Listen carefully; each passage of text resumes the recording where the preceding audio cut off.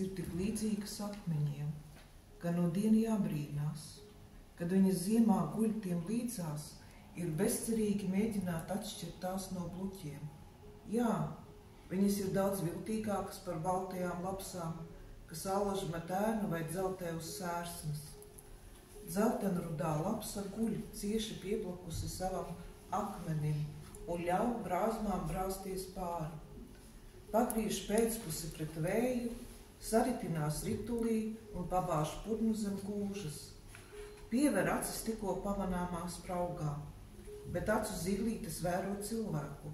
Kopš viņš apstājies zem pārkaras, nav kustējies ne par sprīdi, nogulīs šeit, āsu sētas augstākajās nogāzēs, pirms stundām 18. Virs viņa ir izaurojies viesulis, sasnidzis sniegs, un tagad viņš ne ar ko neatšķiras no zemes cērpa.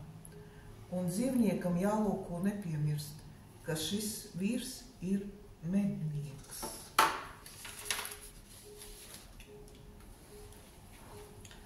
Lapsa aizdara pelēkās acis.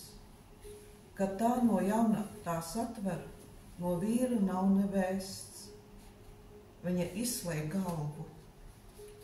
Tad mācītājs Baldars Suksons nospiež gaidu.